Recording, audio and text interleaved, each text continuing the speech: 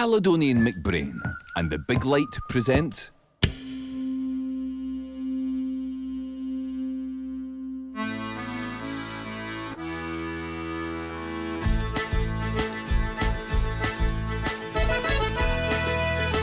Falcha, I'm Coinneach Macleod, the Hebridean Baker.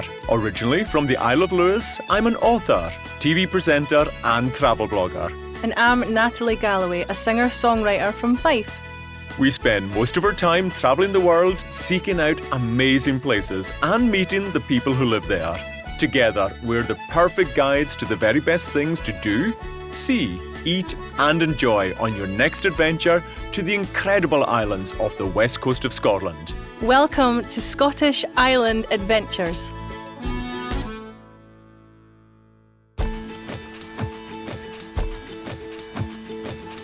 Today, we're talking about the Small Isles, a group of 4 islands, Eigg, Rum, Canna and Muck, that sit between the Outer Hebrides and the west coast of mainland Scotland. Rich in wildlife, heritage and spectacular landscapes, these 4 islands are a must visit. All of the isles are accessible by CalMac ferry from Mallaig.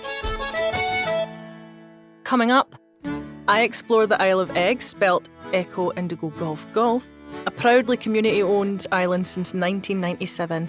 It's a thriving community of around 110 people living there. The entire island is powered by its own 100% renewable electricity grid, and there's no shortage of innovative and friendly folk about to chat to and have fun with.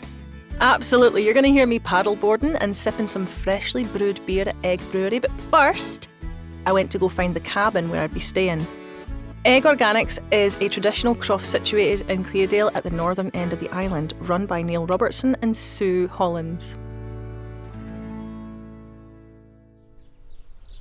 Hello, so we have arrived here in Eigg. It is absolutely stunning, but we've just driven up the road to Eigg Organics and I am here with Sue.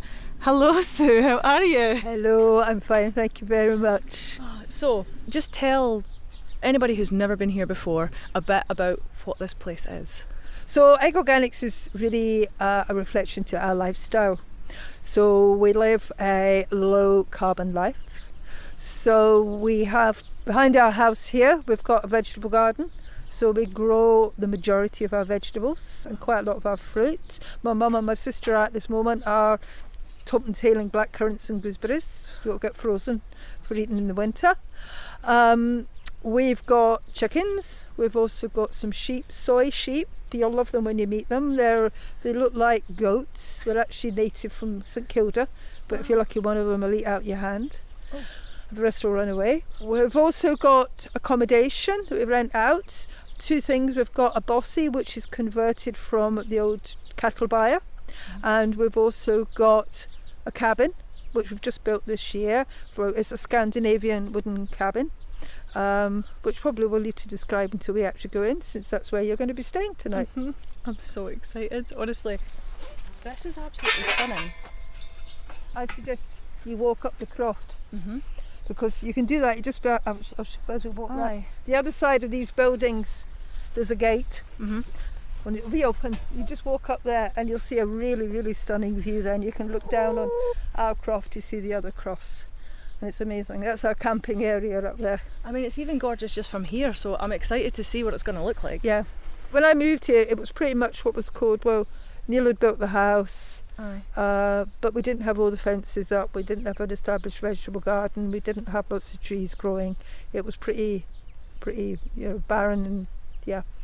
For us, because it's, our way of life, it's also about using what's around here, what's natural, what's organic. So we don't put any artificial things in the ground. We use seaweed as fertiliser, or the chicken remains composted with all our compost, all goes into feeding the ground and for our vegetables to grow.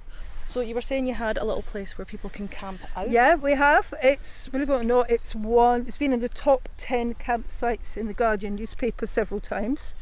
And it's primarily because of the view, and you can see the view here, and it's even more dramatic up there.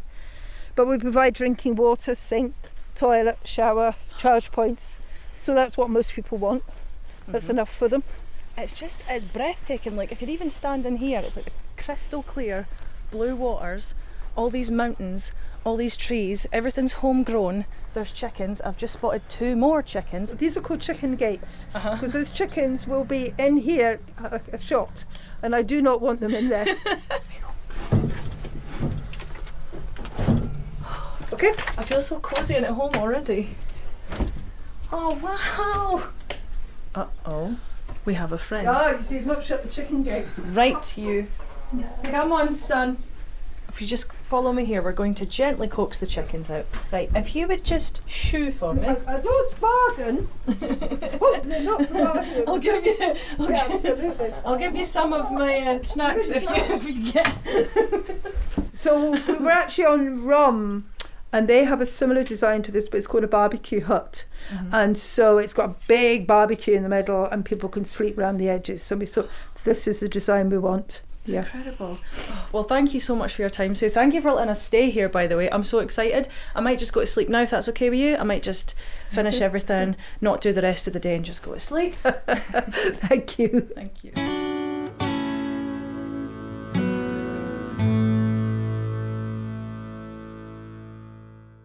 And what an incredible night's sleep that was. I woke up so refreshed. I got to see that beautiful view. And honestly, thinking about it brings a tear to my eye. For more information about Eigg Organics, simply visit calmac.co.uk. Natty, remind us, how do you spell egg? Echo, indigo, golf, golf. Now, we're joined here in the studio by writer, artist and storyteller Ian Stephen. He's a fellow Liosoch. That's someone from the Isle of Lewis. And before becoming known for his written work, Ian worked from Stornoway with the Coast Guard for 15 years and tells many a tale about the folk, islands and waterways around Scotland. Ian, welcome. Thanks for having me. Pleasure to join the conversation. Great to see you. Do you know what? The book I remember of yours being in my auntie's house was that one, Living at the Edge. Was that one of your first ones? Oh, that was the first was one. Was it? Yeah. A wonderful book. But I think the one, my favourite, because of course, as a baker, and you wrote that wonderful one that had poetry about recipes and all those things. Was it mackerel and cremola? It was indeed. The title came from a conversation with my aunt when many evenings running, she's ready for the great hordes that are going to come to feast after the communions. Nobody comes. She gives up. So she just has 2 salt mackerel on for herself, looks down on, no, they're all there. The hordes are coming and that. So I said, so Chrissy, was that a little bit of a free church miracle, feeding, 100 relatives with 2 mackerel? Well, she says, I thought of what I had, and I had loads of a pudding that they used to call cremola. So I made a broth pan full of cremola to fill them up. So that's where that title came from. Amazing. Thank you, Auntie Chrissy. Now, Ian, you're from Lewis, but you've taken the boats just all around the west coast. Have you spent much time in the small isles around Eigg and Muck? I've been lucky enough to, because strategically, mainly my cruise in the last few years has been Shetland to Ireland. And my wife and I are often guests at a wonderful festival called the Rathlin Sound Maritime Festival. So the route from Stornoway to Rathlin, we'd never gone the same way twice, but usually it's either one side or the other of the small isles, and it's often a wonderful anchorage. And the skyline of Rum, and the very few occasions when you can see every Cullinan sky and every Cullinan Rum, that must be one of the world's iconic skylines, surely. You're absolutely right. A very special set of islands. But you're going to tell us a wee story. I'm hoping you'll tell us a wee story about another stretch of water. Now, I know Oban very well, and if you pass the ferry, if you're leaving Oban, and you could be heading to Jura or Isle or Colonsay, tucked right in between the northern tip of Jura and the southern tip of Scarba lies the Corryvreckan. How did it get that name, and where does that story come from? Okay, well, I love naming stories. There's a whole tradition of naming stories. For example, Runamarav, the Point of Death on the Monach or Hishkar Islands, how it got its name. And for me, the Corryvreckan story centres around a character called Breck. Now, Breck was the son of a Norwegian king, but he came in his longship to Islay, not to pillage, but to trade. And unusually, the daughter of the king of Islay was trusted to conduct some of her father's business. Their eyes met. That was that. What Breck didn't know was that her father was looking more to Ireland and the Isle of Man for his allegiances. The days of Norway were gone. So when he asked for his daughter's hand, he said, yes, of course you can marry my daughter, as long as a seaman like you can anchor your vessel 3 nights running in that sound, you might have heard it, roar, that lies between Jura and Scarborough. Now, this is where the Atlantic empties, but it's disrupted by an underwater pinnacle, and anything can happen. Some people say, you know, that Odyssey thing? Some people say, no, that wasn't the Mediterranean. That whirlpool was when Odysseus took a wrong turning and came by that way. Well, what can anchor the ship in that water? He speaks to his mate. His mate says, well, flax is strong. So the first night they weave and they splice and they make the best cordage they can. And their warp is made of that. And they have chain and they have an anchor. Now, the woman he loves can't be seen to be looking out. But at first light, she's there, out the pony track, looking, and they see the black, slim ship of that vessel. And they see the white of the turbulence. And then they see the anchor is parted, but it drifts with the tide in, and by a hair's breadth they've come through it. The next night will be worse. What's stronger still than flax? Hemp is strong, and we have hemp from trade. And all day long they splice, they use their trade, and again, at first light, they see it part, and by a whisker, Breck and his crew, and the grey dog that goes everywhere with his master, come ashore. Now, in stories, the third thing is often a little bit different. Mm-hmm. Now, the third night, they can feel there's going to be a change. And when wind is against tide, that's when the waters stand, and they can feel that depression coming in. So he says to his mate, we'll need something special tonight. Well, I only know a story. The old fella said, the hair of a maiden is the only thing that will really hold you in conditions that we might find tonight. There is only one person he can ask. So he breaks all protocol and he comes to the house on Jura where she and her companions are waiting. And he's admitted and he sees her direct and he tells her what the mate says, and he asks her for her hair. Now, this is huge because at that time, a woman's hair was everything, her everything. Mm-hmm. And she says, will my light hair hold a ship? And he says, I don't know, but I have to ask you. And she calls her friend and hacks off her hair and gives the man she loves her hair. And that night, she cannot stay in the house. She and her friend are shivering, looking over the gulf. And at dawn, the ship is no longer there.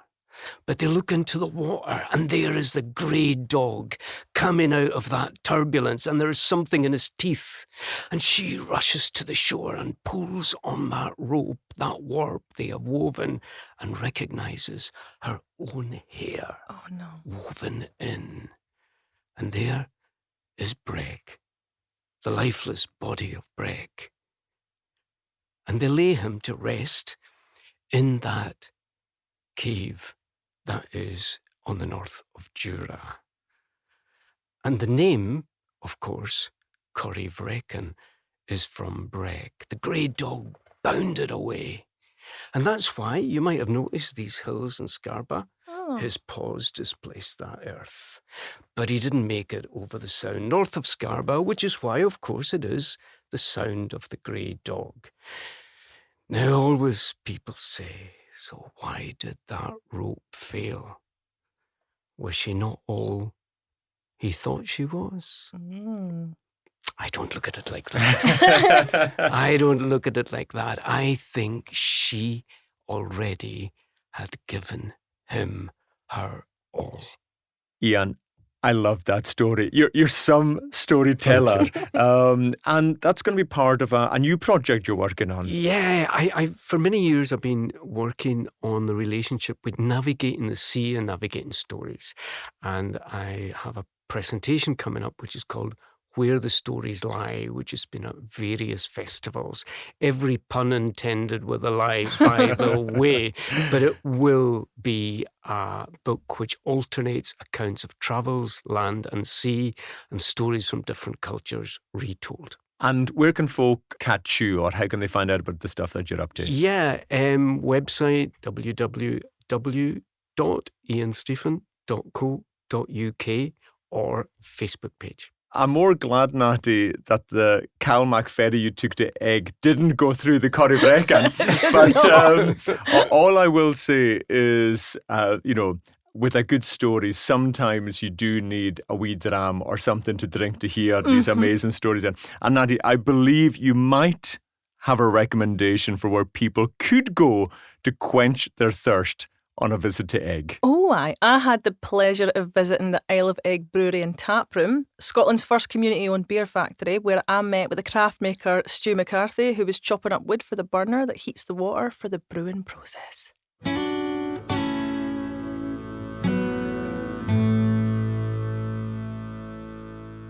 I have just had the best night's sleep ever. I slept like a stone at the bottom of the water. I woke up to chickens and breakfast. I had a lovely sleep at Sue's Kelpie Cabin in Eigg Organics. I've come 5 minutes up the road. We're now here at Isle of Eigg Brewery and Taproom. I've come round the back and Stu is chopping wood.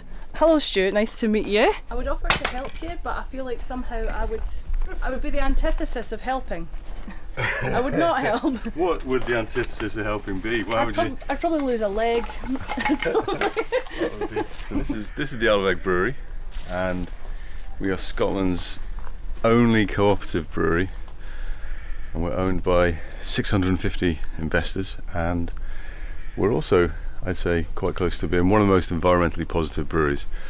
So on a day like today, it's amazing. We have 24 solar panels feeding into our battery bank that provides all the power that we use for this brewery. Apart from the stove, which is a gasification boiler that double burns, so it's a very efficient stove that provides very hot water for us to do the brew process, and I'll talk to you a bit more about that later. Right, let's get out your way again.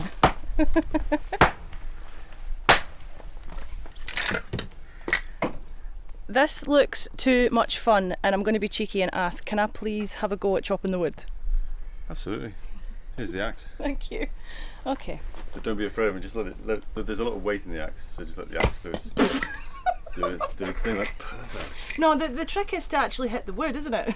Well, that helps, but you did hit some of the wood. It's a rubbish bit of wood. It was a rubbish bit of wood, that's all it was. I've done this for years. Like my father and my father before me. I am stuck. That's okay, so go up and then just smash it down as hard as you can. Oh, there you go. I'll give it another couple of goes and then I'll leave the expert. Just lift it with the wood and then hit it really hard. You can't see it because it's a podcast, but just know I just chopped 7 bits perfectly, didn't I? 8, yeah, it was 8. So that's that. Let me put this in the stove. Alright. So this boiler effectively heats up 1,000 litres of liquid up to about 80 degrees, and then we use that to run a heat exchanger around the brewery kit that we're using in there.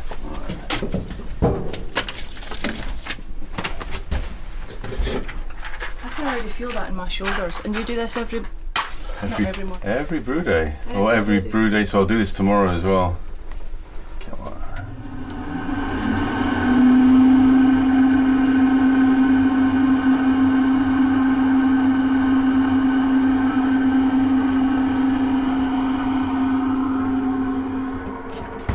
So beer making, and I'll start over here. Beer making is a series of adding and removing things to water. So this is the brew kit on your right. These are the fermenting vessels that we have here. So it all starts just here. This is the hot liquor tank. So we heat water up to a certain temperature here, and then we transfer it into the mash tun, which is this guy. And at this point you add malt. And what the malt does is it gives you colour, it gives you flavour, and it gives you your future percentage of alcohol that's there. Oh. And then from this point we leave it to sleep for about an hour, and then we transfer it into the kettle and we take it off the malt. And at this point it's like a syrupy liquid called wort, and then we bring that up to a vigorous boil. And then at various parts you add hops to that. So beginning parts are bittering hops, ending parts are aroma hops. And we boil for about an hour, and then we leave it to sit for a bit. And then we take it through a heat exchange, which takes it from 100 degrees to 20-ish into one of these three vessels here. So one of the fermenting vessels. And then we add yeast. And the yeast ferments in between 4 to 6 days. And then we take it, then it's a series of taking it off the yeast. And we transfer it from one of these fermenting vessels into the conditioning tank to give clarity and to condition the beer a little bit. And then we take it from there into either one of these 50-litre kegs or into through the canning machine. And that's the whole process. And the whole process from start to finish takes about 2 weeks. This is phenomenal. Now, I've been here just a little over a day now. I've spoken to Sue at Eigg Organics. I've seen John and Kat at Egg Guiding. And there seems to be this huge sense of community and like this determination to be as carbon neutral as possible. How important is that to you?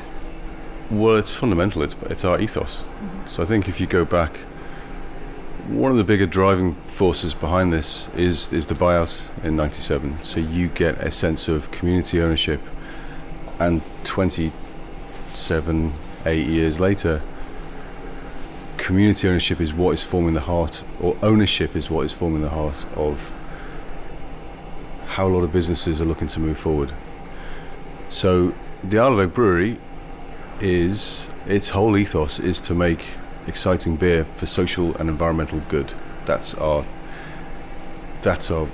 reason to be.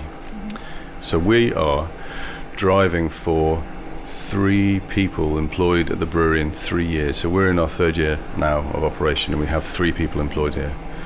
And from a social point of view, that's super important here, where there are only 100 people on the island, but also to create jobs that have value is also part of our focus. I guess people, not profit, would be a sort of rider. You're thinking more about the people and adding value and quality to people's life, whether it's giving them jobs or giving them a place to be. Well, the buyout brought community ownership. I think what the brewery brings is a form of business ownership. And that's one level of the drive. And the other level was, I don't want to greenwash, you're stood on a lot of cement. There's a lot of steel in both the building and in the vessels that are here. But we wanted to go from a point where once the building process was finished, then we are reducing our carbon outlook every year. And so all of our energy either comes from Eigg Electric renewables, or it comes from the solar, but we are on the west coast, so it's an occasional solar, and from that stove we were talking about outside. So we're in the wee tap room in the corner. It's stunning. There's barrels. There's a beautiful view of the mountains. So do people come and visit here? Is this where they would come and have a drink? This is where they could come and experience Isle of Eigg Brewery tap room. We're open Monday, Wednesday and Saturday afternoons, and we have events every Sunday in July at the moment and most of August. And what beers do you do here? What have you got?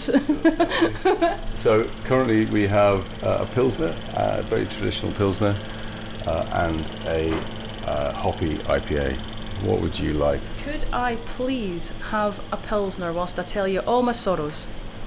It started when I was 4. No. But is there any other place that people can get this beer? I know that obviously everyone should come here, but can they buy it elsewhere? They can. So super important to our business being the tea room on Eigg, and so a lot of our beer goes through the tea room.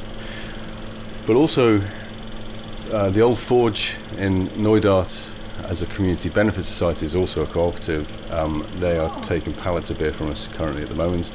And in Outer Hebrides, the Crofters Rest, the Outer Hebrides Hotel is taking our beer. Part of our drive is the locality and the area. There's no reason to be sending 50 litres of beer to Australia via a catapult. That's quite a crazy thing to be doing. So what drives us is to have beer of this area in this area. Right, you've heard it here, folks. Isle of Eigg Brewery and Taproom. Come here, get a taste. It's incredible. I am going to drink this beer and hide under the bar and never leave. Well, Slanjavar, thank you so much. Thank you.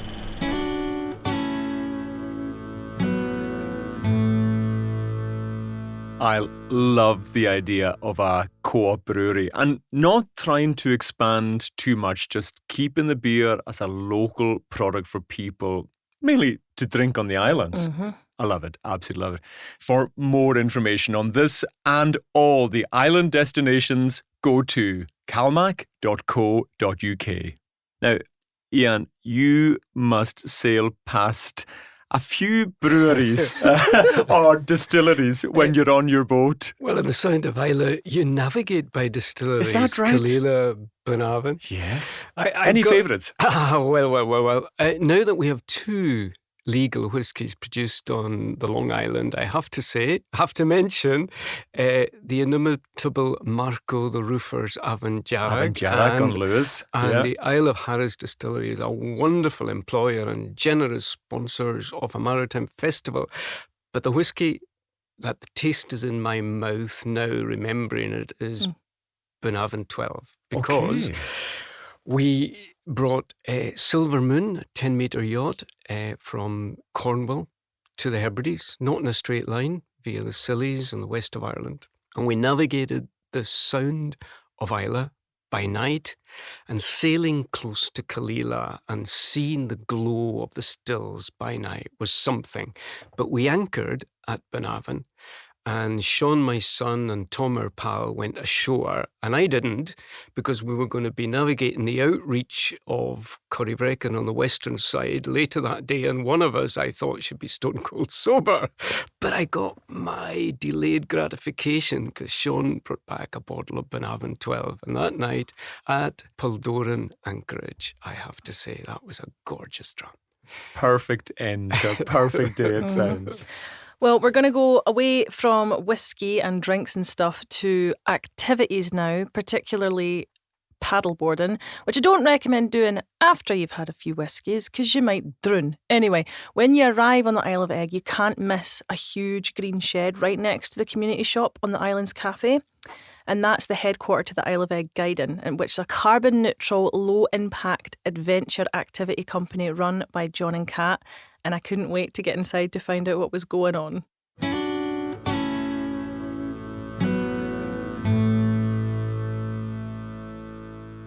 Hello, we are here on the beautiful Isle of Eigg, and I am here with Eigg Guiding. I'm here with John and Kat. Hi, how are you? Very well. Hello, how are you? very good, thanks. Thank you for having us. Oh, hello, you've also got our little furry friend here. Hello.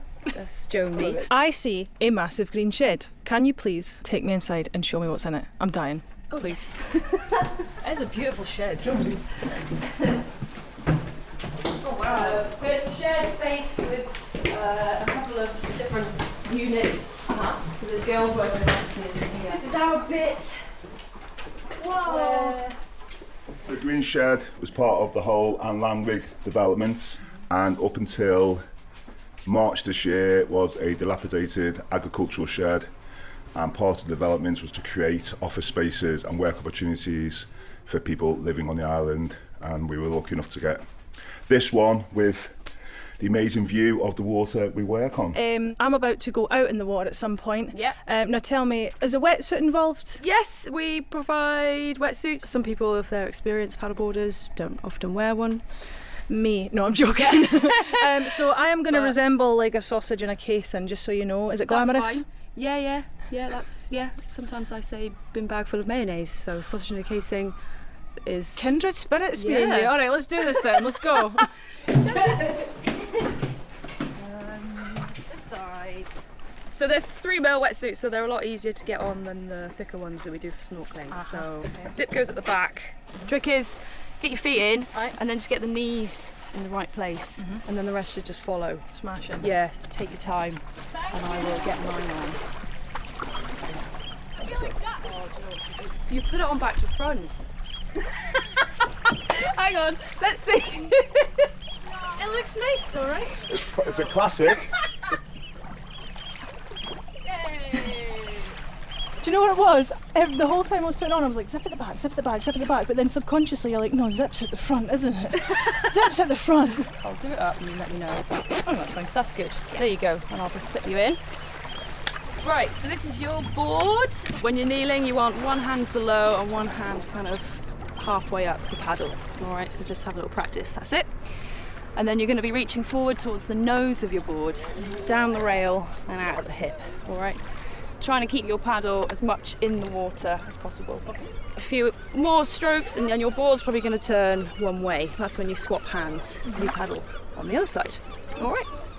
It will just come naturally to you, okay? If you want to turn left, want to see sort of big, wide strokes on the one side, so from the nose of your board out to the side and to the rear, all right? And then same on the other side, in at the nose, nice wide strokes to the rear of your board, and you'll start to see it turn, okay? So we'll go straight into knees, so knees either side of the handle there. Yee! That's beautiful. Sorry, I just soaked you. No, you're fine. So just paddle up past this boat here and I'll join you. There you go. Feels like I'm on my holidays. Yeah. Right, let me just turn around a bit. Does it feel quite sort of stable? Yeah. Yeah. I feel very safe on it. Good. It's lovely. You've got me here on this lovely paddleboard. I am naming it Susan. But what else can you be doing if not paddleboarding? I mean, I would do this all day, every day, but what else do you do? So one of the things we're really focusing on for the future is our snorkel tours. We basically trained or helped pay for training for 6 individuals on Eigg to become snorkel guides. To create work and jobs for those people, and also to set ourselves up as a BSAC snorkel centre. So that means essentially we can treat our snorkel sessions like dives. I mean, we're so lucky here, it's so full of life, and our seagrass beds are amazing. Eigg is famously rich in kelp and kelp forests. So just that kind of slowing life down and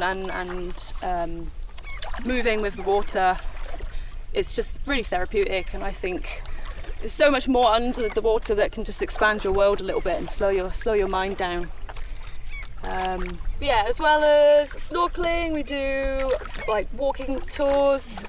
We kind of try and advertise certain walks that we know are popular, but to be honest, it's more about people just coming chatting to us and sort of figuring out where they want to go, what they want to see, what they want to get out of their trip to Eigg, because you do feel quite remote here, and so very often people stick to the waymarked paths, but there's so much more to get from Eigg, and so we just kind of want to help people achieve that. The idea of us doing all these different activities hopefully means that if we can't do one thing, there's another thing that we could offer. So if it's howling with wind from one direction, we're going to be able to go to another bay where it's nice and sheltered, have a paddleboard or a snorkel, or if it's wet, we can go into our woodland and just do some axe throwing and archery and just have a fire and hot chocolates, that sort of thing.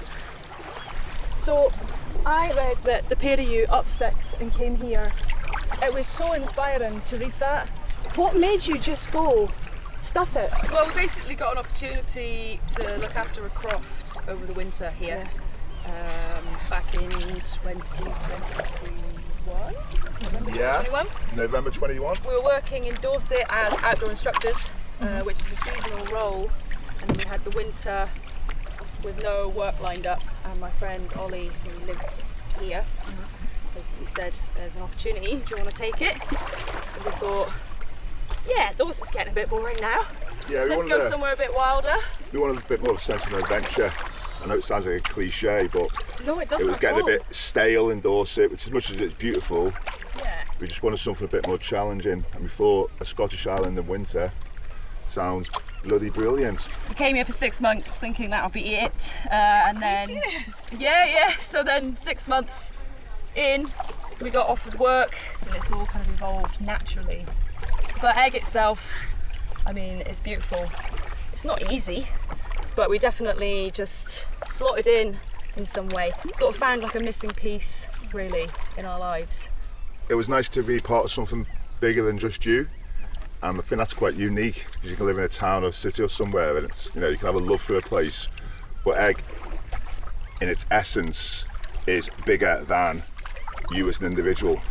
You are all part of a community. You are striving together. You are building a future, and that in itself is exciting and amazing. And It's it just makes you feel here special. that get together and achieve all the things that I mean, in terms of what the island's achieving, there's a huge team of people, looking at funding streams, the building, all that stuff, and this has been going on for 27 years now since the buyout.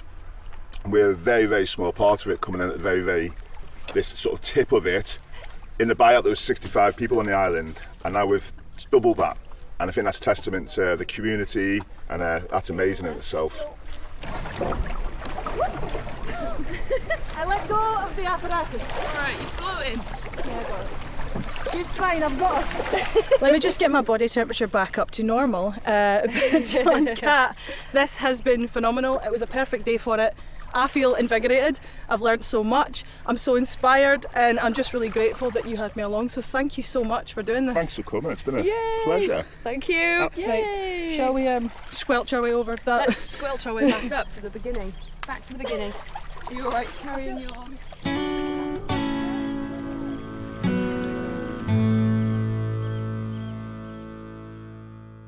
Sounds like you managed to get a wee dip there as well, Natty. Oh aye, the water was calm. I couldn't wait to plunk myself in. To find out more about egg guiding, simply visit calmac.co.uk. Have you ever done paddleboarding, Ian, or are you just boats? Oh, I have been on bodyboards with my lads when they were young to join in, but bouldering, low-level climbing, I love that. But I got to tell you, one time on Great Bernera with my elder son, Sean, I realised it got a wee bit high. And I said, yeah, Sean, who was at the bottom, can you just talk me through the holes to come down? He said, Father, when I was a wee bit younger and you used to say something like, you got yourself into that. How are you going to get yourself out of it? I nearly fell off laughing. You managed to get down, I imagine. I did. Fair dues, son, what can you say? That's a good one, actually. So stick with bothy. Is that the... Could be. Well, Ian, it's been an absolute pleasure to have you in the studio today. Thanks for for having me. It's been great and lovely to meet. Thank you. Coast Easter. Oh, aye. Thank you for being here. I could listen to you tell stories all day. Be careful what you wish for.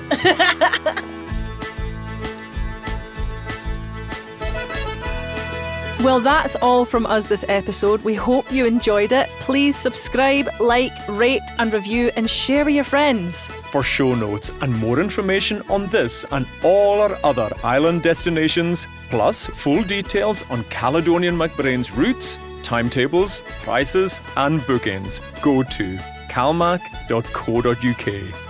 Every journey starts a story, so book your Caledonian McBrain Island adventure now.